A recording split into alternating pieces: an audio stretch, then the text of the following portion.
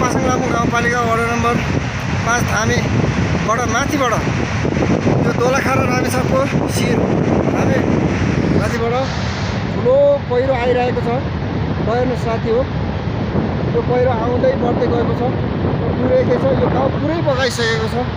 अहिले हामीले जिल्लातिर सबै ठाउँमा जानकारी दिइसकेको छौँ अब, तर पनि यो पहिरो चाहिँ बढेकै छ। यो बाढी आएको आइछ। अब पारीबाट थियो भने अहिले यो गाउँको बिचबाट बगेको छ। अब सबै गाउँलेहरू सबै यतातिर आएको छ। हेर्नुहोस्, सबै गाउँले